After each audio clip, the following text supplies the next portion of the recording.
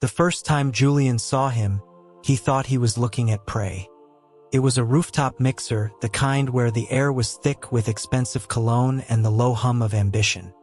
Julian's gaze drifted past champagne flutes and forced smiles until it landed on a man standing alone by the glass balustrade, silhouetted against the glittering New York skyline. His suit was a sharp, modern cut that clung to a lean frame, and when he moved, the fabric of his shirt pulled taut, hinting at the shape of a well-defined back.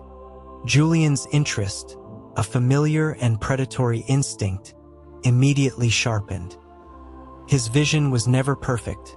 A slight myopia he refused to correct with glasses, preferring the unobstructed view of his own famously charming eyes. But at that moment he cursed his vanity. He liked to stare unabashedly until he was noticed. It was his opening move. But this man, Ethan, seemed completely absorbed in the city below, immune to the social maneuvering around him. As Julian watched, Ethan bent down to retrieve something he'd dropped. The motion was brief, but it was enough. Julian's half-lidded eyes widened. Through the fine white cotton of Ethan's shirt, he was almost certain he saw a flicker of dark, intricate patterning. Black lace. The assumption solidified instantly.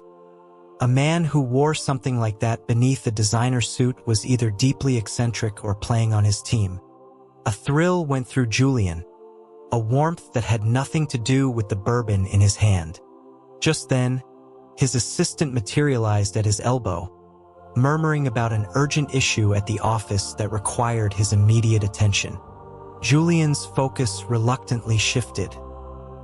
He sighed, straightened his tie, and agreed to leave after a quick word with the event's host.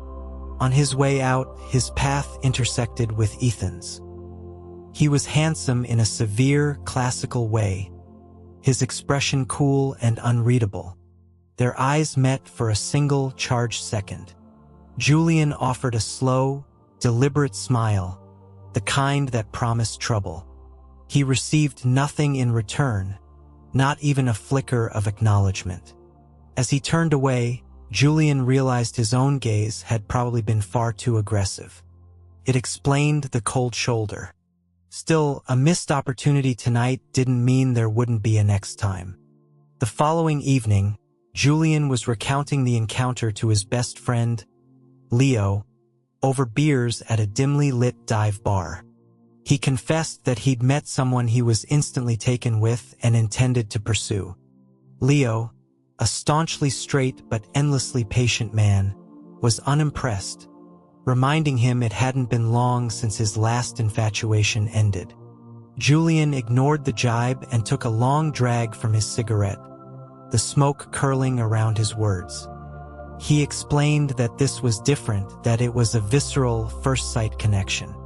Leo leaned forward, intrigued by the uncharacteristic sincerity in Julian's tone, asking what kind of man could have possibly captivated him to this degree. Julian paused for effect, then delivered his conclusion with a smirk. He explained, a man who wears black lace beneath his business shirt. Leo nearly choked on his drink, sputtering as he slammed the glass down on the table.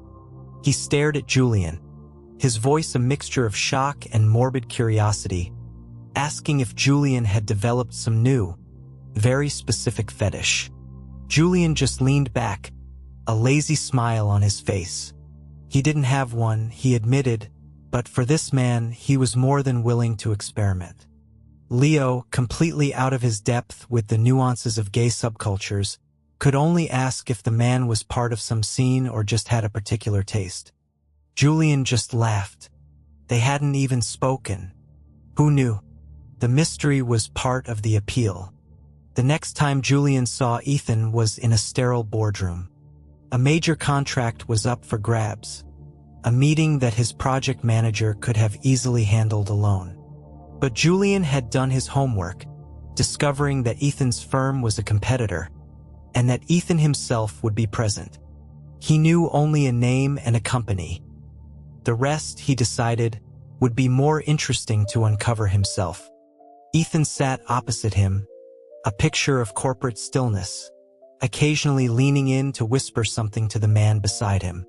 Their eyes met once across the polished mahogany table. Julian smiled again, a subtle nod of recognition. This time, Ethan's reaction was more pronounced. He didn't just ignore the advance. He visibly recoiled, his gaze snapping away as if he'd been burned. When the meeting concluded, Julian was on his feet instantly, following Ethan out of the room. He called out his name, asking for a moment. Ethan paused but didn't turn around, waiting until his colleagues had moved on before tilting his head toward a nearby stairwell. Inside the concrete enclosure, the air was cool and dead. Julian, still smiling, remarked that he only wanted to introduce himself properly and that the clandestine setting seemed a bit overly dramatic. Ethan finally turned to face him fully. In the harsh fluorescent light, Julian noticed a tiny, almost imperceptible mole just below his left eye. It was a small flaw in an otherwise perfect facade that made him seem, for a fleeting moment, more human. His voice, when it came, was as cool and smooth as his appearance. He stated that he had no memory of any prior acquaintance and that if this was about the project, Julian should speak to his team. But Julian was no longer listening. He was captivated by the scent wafting from Ethan, a clean, sharp fragrance he couldn't place. He realized he'd been silent for too long when Ethan asked, with a note of irritation, if he was paying attention. Julian feigned an apology, asking what he'd said. Ethan's expression hardened further. He clearly interpreted Julian's distraction as a sign of disrespect. Without another word, he turned to leave. Acting on pure impulse, Julian reached out and grabbed his forearm. The gesture hung in the air, a clear transgression of professional boundaries. "I just want to be friends," Julian said, the words sounding lame even to his own ears. Ethan looked down at Julian's hand on his arm, then back up at his face. He methodically, deliberately, peeled Julian's fingers away one by one. His voice was flat. "That won't be necessary." And then he was gone, leaving only the lingering scent of his cologne and the sting of rejection. Undeterred, Julian began a campaign of calculated chance encounters, appearing at galleries, restaurants, and charity functions he knew Ethan would attend. He was fortunate that Ethan was, above all, a consummate professional. In public, faced with Julian's friendly greetings, he responded with polite, if distant, civility. He never gave an inch, but he never caused a scene. Julian took this as a sign. Ethan knew what he wanted. His refusal to either engage or push him away completely could only mean one thing. There was a chance. He eventually had a mutual acquaintance organize a small get-together, a casual evening for drinks with a curated guest list that included Ethan. The plan was simple. Get him in a relaxed setting and see if his guard would drop. Ethan was the last to arrive, delayed by work. When he looked for a place to sit, the host gestured to the empty seat next to Julian. Ethan hesitated for a fraction of a second before resigning himself to it. Later, someone suggested they liven things up by bringing in some female companions for the group. Julian, uninterested, stayed quiet, but he watched Ethan. While the others agreed, Ethan said nothing. And when a young woman tried to slide in beside him, he spoke a single quiet sentence that made her blush and quickly retreat. The observation solidified Julian's belief about his sexuality. Feeling more confident, Julian leaned closer, clinking his glass against Ethan's. He murmured that he'd noticed Ethan wasn't interested in the company of women either. Ethan simply raised an eyebrow, as if questioning why that would be a noteworthy observation. Julian, who had worn a shirt unbuttoned a little lower than usual for the occasion, let his voice drop to an intimate register. "You know what I mean." Ethan's response was infuriatingly obtuse. He was sorry, he said, but he did not understand. Frustrated by the stonewalling but ignited by the challenge, Julian decided to escalate. This wasn't the place to talk, he suggested, proposing they go somewhere else. To his astonishment, Ethan agreed. Julian led him upstairs to the hotel's private spa. He hadn't expected to get this far, but he wasn't one to question good fortune. As he procured a key card for a private suite, Ethan finally spoke, his tone laced with sarcasm. "You brought me up here to get a room?" Julian didn't admit that was precisely his intention, instead gesturing toward the spa entrance. He assured Ethan, who looked out of place in such a setting, that his intentions were innocent. It was just for a soak. He couldn't help but imagine what lay beneath that perfectly tailored suit. Inside their private suite, which had its own changing room, Julian's heart pounded. This was it. The anticipation was dizzying. As they prepared to change, Julian made a half-hearted offer of privacy, suggesting Ethan go first. Ethan cut him off. "We're both men," he said, his voice devoid of emotion. "It's just changing clothes. Let's do it together." Before Julian could process the unexpectedly bold suggestion, Ethan had already turned his back and begun unbuttoning his shirt. Julian's mouth went dry as he watched, his gaze fixed on the slow reveal of skin. Then, as Ethan shrugged the shirt from his shoulders, Julian's world froze. It wasn't black lace. It wasn't anything delicate or suggestive. It was a sprawling, intricate tapestry of black ink that covered his entire back. His nearsightedness had mistaken the dense, swirling lines of a massive tattoo for the delicate threads of lingerie. He wasn't a fellow traveler with a secret kink. He was something else entirely. Julian felt a sudden, chilling wave of fear. This man wasn't being coy, he was playing with him, luring him in. His mind raced with a single primal thought: run. Julian. Ethan's voice was quiet, but it stopped him dead in his tracks. He turned around slowly. Ethan was facing him now, a faint, unnerving smile playing on his lips. Like what you see. The thick-skinned bravado that had served Julian so well for years kicked in. He found his voice, nodding honestly. It's incredible. He finally understood. Ethan had known from the very beginning. "I figured you out at the bid meeting," Ethan said, his voice soft, almost conversational. The civility was gone, replaced by something wilder. "If you just wanted to play a game, I can play along." 10 minutes earlier, Julian would have been ecstatic. Now, a cold knot of dread formed in his stomach. He asked Ethan what kind of game he had in mind. Ethan took a step closer. "I've never been with a man," he said, his eyes locking onto Julian's. "But if you can make me fall in love with you." He let the sentence hang in the air. A spark of hope ignited in Julian's chest. He prompted him to continue. Ethan's smile widened, but it was devoid of warmth. "I'm kidding," he said, the words like a slap.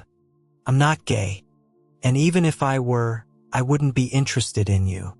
The humiliation was a physical blow. Julian was used to rejection, but not mockery. The anger was so intense his temples throbbed. He wanted to grab the man, to wipe that smug look off his face, but Ethan wasn't wearing a shirt to grab. So Julian stood his ground, letting his eyes trail down Ethan's body with insolent appraisal before meeting his gaze with a look of pure, defiant promise. He saw Ethan's jaw tighten slightly and knew he'd hit a nerve. "Fine," Julian hissed. "Then I'll make it my mission to disgust you." 2 days later, 99 long-stemmed red roses arrived at the front desk of Ethan's company, addressed to him. Julian had bribed the receptionist for intel. According to her, Ethan had looked at the card, shown no emotion, and left the bouquet unclaimed. Undeterred, Julian sent an even larger arrangement the next day, followed by a week of increasingly absurd small gifts. Ethan ignored them all. The cold shoulder was a brilliant strategy. It left Julian with no clear target for his efforts. But the game had just begun. A week later, Leo called, asking if he wanted to get a drink. Julian was busy brainstorming new ways to get under Ethan's skin and dismissed him absent-mindedly. Leo, offended at being cast aside for a romantic obsession, began to lecture him, but Julian tuned him out until one sentence cut through the noise. "What did you say? What about Ethan?" Leo huffed, but repeated what he'd heard from a friend. Someone had seen Ethan at a well-known gay bar the night before. The words hung in the air. He's pretending to be straight. The thought was a revelation. That evening, Julian dragged a reluctant Leo to the bar. It was a new, upscale establishment he'd never been to, sleek and sophisticated. Leo protested the entire way, insisting he didn't belong, but Julian manhandled him through the door. The interior was not what he expected. It was a lounge, not a club, with intimate booths, a long marble bar, and a jazz trio playing in the corner. After a fruitless search of the main floor, they decided to get a drink at the bar. And then Leo jabbed him in the ribs. "Holy shit. Look over there." There, behind the bar, meticulously polishing a glass, was Ethan. He was dressed in a lustrous, dark silk shirt that shimmered under the low lights, a stark contrast to his usual corporate attire. Julian's jaw went slack. Standing beside him, leaning casually on the bar with an arm slung around Ethan's shoulders, was another man with his hair tied back. They were close, whispering, the picture of intimacy. A hot surge of jealousy shot through Julian. He strode to the bar and sat down directly in front of them, ignoring Leo, who scrambled to catch up. He asked the other man for a cocktail recommendation. The man, who had a warm, gentle face, smiled apologetically. He explained that their bartender was new and would be a moment. "Bartender? Ethan?" Ethan finally looked up and saw him. There was a flicker of surprise in his eyes, quickly replaced by a cool mask of indifference. Julian directed his next question to the other man, pointedly ignoring Ethan. "Your bartender is very handsome." The man, who introduced himself as Marco, the owner, chuckled. He explained that Ethan was just helping him out for a few days. "Enjoy the view while you can," Marco said with a wink. Julian was about to ask for Marco's number when a glass of ice water was slammed onto the bar between them, interrupting the exchange. It was from Ethan. "Lemon water," he said, his voice clipped.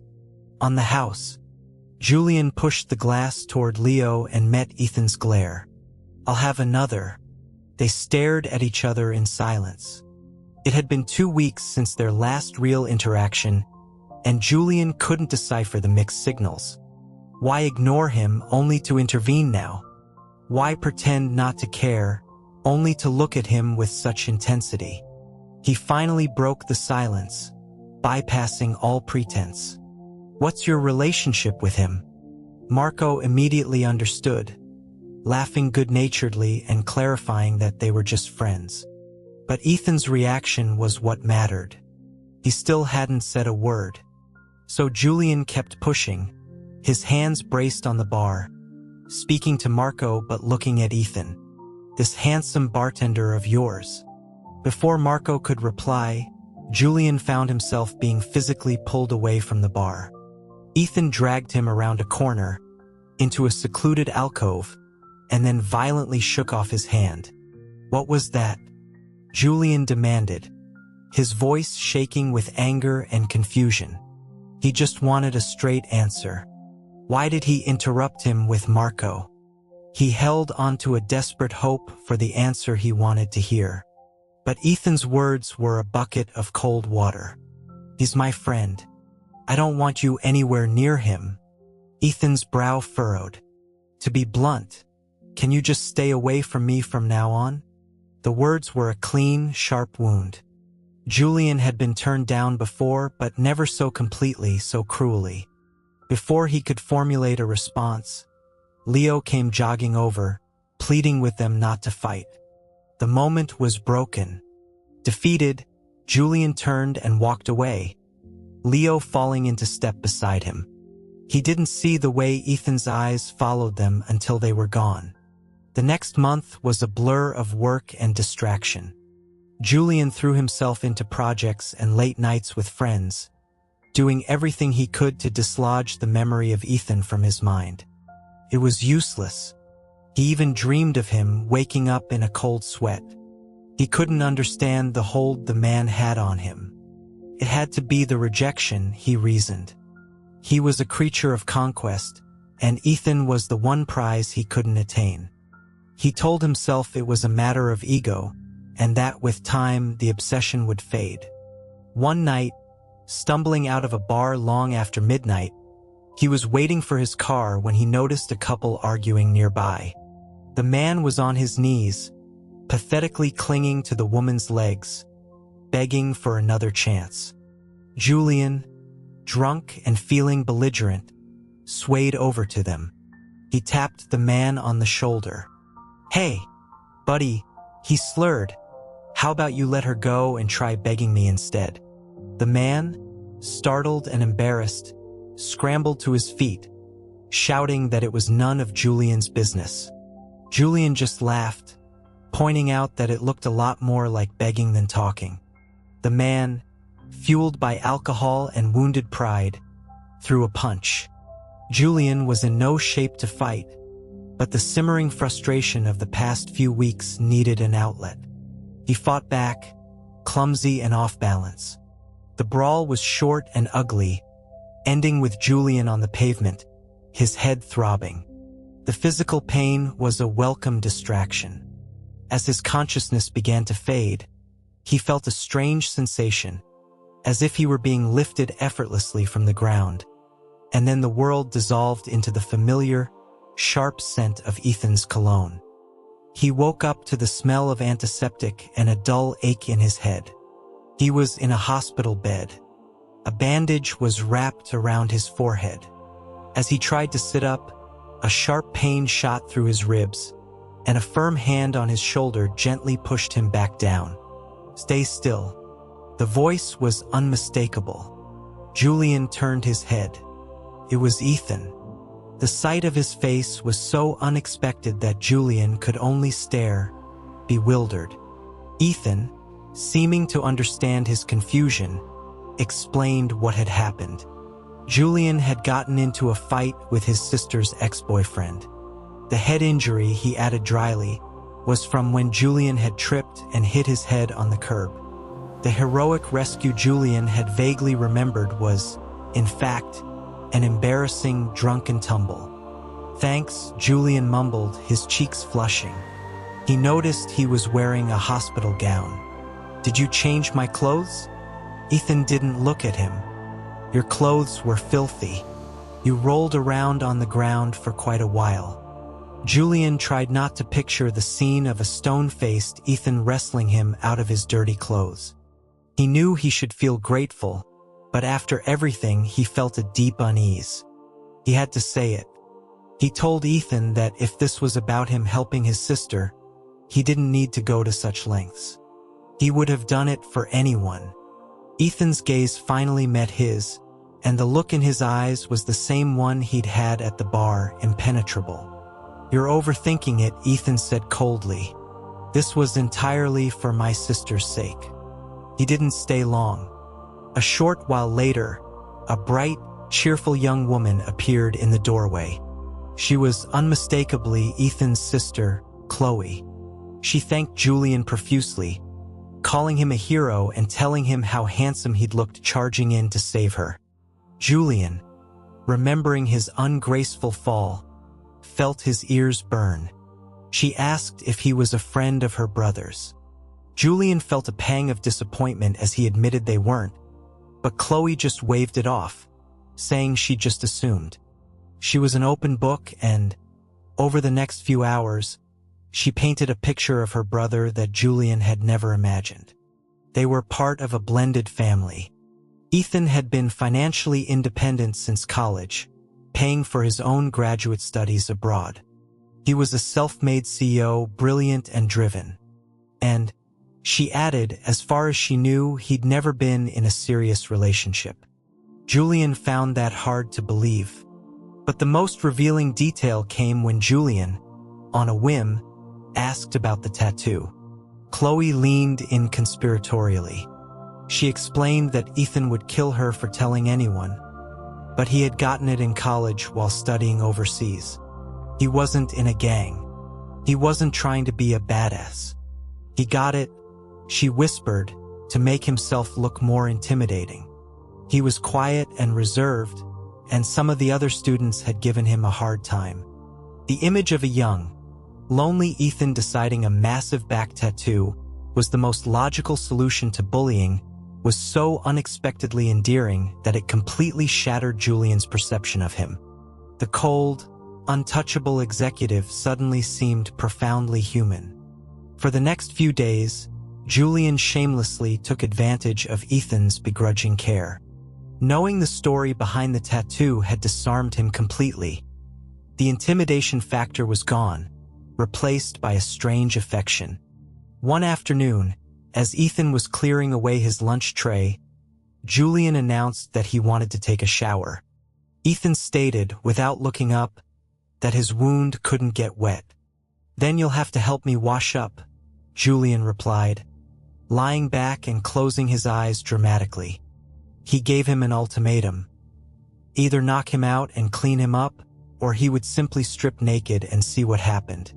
There was a long silence. Then, Julian felt the unmistakable sensation of fingers at the buttons of his hospital gown. His eyes flew open. "Hey, I was kidding," he said, but he made no move to stop him. Ethan's hands paused. Acting on another impulse, Julian took Ethan's hand and pressed it against his own chest, over his heart. He asked him again about the cologne he always wore. It was a scent that had become synonymous with Ethan, a scent that drove him crazy. Ethan didn't answer, but Julian could see a faint blush creeping up his neck, his jaw tight. It was a look Julian knew well, a look of barely suppressed desire. Before he could press his advantage, Ethan pulled away and stood up abruptly. As he reached the door, Julian called out to his retreating back, his voice thick with insinuation. "That night you changed my clothes for me. Did you also?" The door clicked shut, cutting off the end of his sentence. On his last day in the hospital, Leo appeared with a fruit basket, complaining loudly that he'd had to hear about Julian's injury secondhand. Julian explained it was too embarrassing to talk about. He was lounging against his pillows when Leo asked who had been taking care of him. "Ethan," Julian said, a satisfied smile on his face. Leo was floored. "You got him?" Julian admitted that it wasn't official, but he felt like something had shifted. He was sure he had a chance. A chance for what? The voice came from the doorway. Ethan stood there, his expression unreadable. He had clearly heard him. Before Julian could stammer out an explanation, Ethan changed the subject, stating that the doctor had cleared him for discharge. He then added, with an uncharacteristic choice of words, that if Julian was antsy, he could leave today. The phrasing was so unlike him that Julian couldn't help but wonder. He'd only complained about being bored to Chloe. How did Ethan know? Leo, sensing the sudden tension, poked Julian in the ribs. "I think he's into you," he whispered, not nearly as quietly as he thought. Ethan, who was standing only a few feet away, heard every word, and he said nothing. He didn't deny it. He didn't correct him. He just stood there, his silence a tacit admission. Leo, for once, read the room perfectly. He made a hasty excuse and practically fled the room. Alone again, the air crackled with unspoken things. Ethan sat down on the edge of the bed, a proximity he had previously avoided. He confessed that his initial impression of Julian had been based on a background check. Heir to the Thorne Corporation, Ethan recited, his voice neutral. Brilliant in business, but with a chaotic personal life. You're promiscuous, a player, but you never follow through. He lifted a hand and tilted Julian's chin up, forcing him to meet his gaze. Why is that? Julian knew what he was asking. It was true. For all his conquests, he'd never been truly intimate with anyone. He wasn't offended by the investigation. He was intrigued by the cold, analytical way Ethan approached emotion. I know the difference between playing and being serious, Julian said simply. Ethan's gaze was intense. And which one am I? Julian had to fight the urge to say something provocative. Instead, he smiled. When you ask a question like that, you already know the answer, don't you? Ethan looked away for a moment, a flicker of vulnerability in his expression. I want to hear you say it. The request, so direct and needy, sent a jolt through Julian. He cleared his throat, pushing aside a dozen inappropriate thoughts, and spoke with a gravity he rarely used. I'm serious about you, Ethan. Very serious. Ethan looked back at him, the ice in his eyes finally beginning to thaw. Can I trust you? Julian shrugged, keeping his tone light. Whether you trust me or not doesn't matter. What matters is what you feel about me right now. Ethan considered this for a long time, his expression as serious as if he were closing a multimillion-dollar deal. If we are speaking purely of feelings, he said slowly, I have considerable thoughts about your body. The blunt, almost clinical confession made Julian's head spin.